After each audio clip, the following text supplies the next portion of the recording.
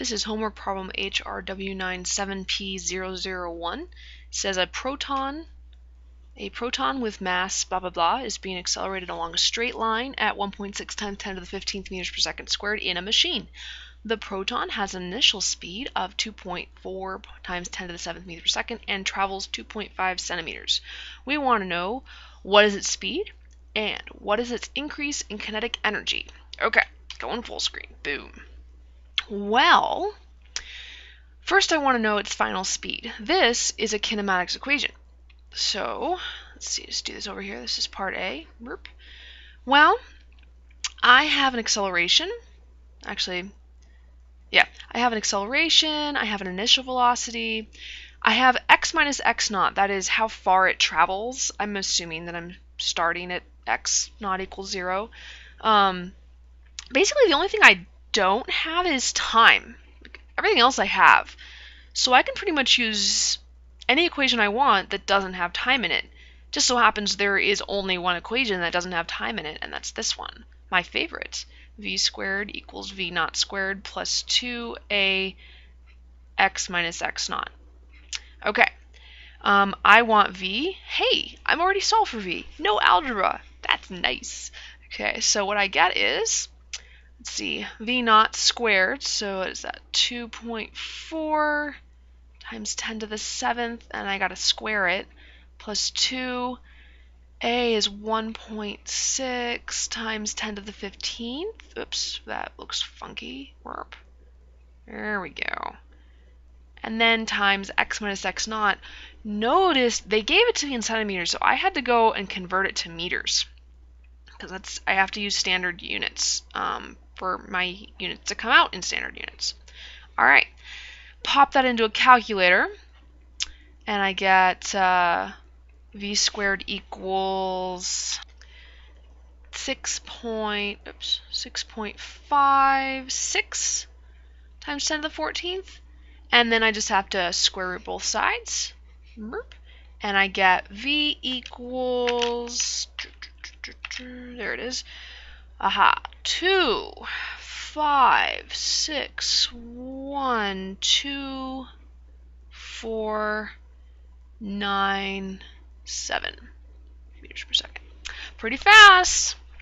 All right, now B asks for what was the change in kinetic energy. Now there's actually two ways we could get this. I have, actually let's just do it both ways, why not? So one way I could do it is to find the change in kinetic energy. I could find the kinetic energy I finished with and subtract the kinetic energy I started with. So that would be 1/2 mv squared minus 1/2 mv naught squared. Notice I've got 1/2 mv in both terms, so I could say that the change in kinetic energy was 1/2 m times the quantity of v squared minus v naught squared.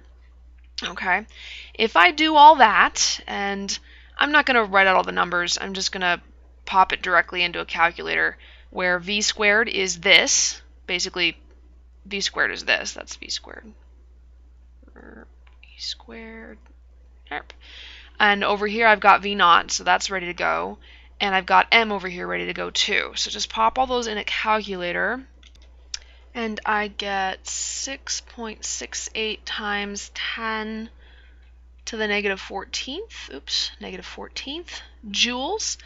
Just gonna check to see if that's the answer I would have gotten. Yep, 6.68 times 10 to the negative 14th joules, and make sure this was the same, 2.56 times 10 to the 7th, yep, okay. But I could also do this a new way, another way. Put back in full screen. So I'm gonna do B again, but in a different way. Let's do this again.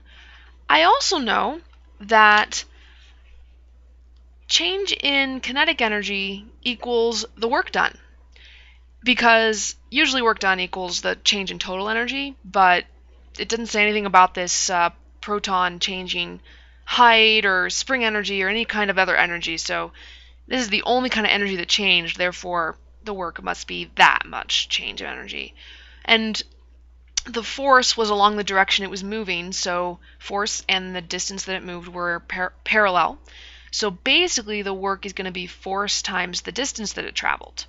Well, that's force times x minus x naught is the distance it traveled. I have those. Force, from last unit, I know that force equals mass times acceleration. So what I'm really saying is the change in kinetic energy equals force, which is mass times acceleration, times the change in position. The change in position was 0.25 meters.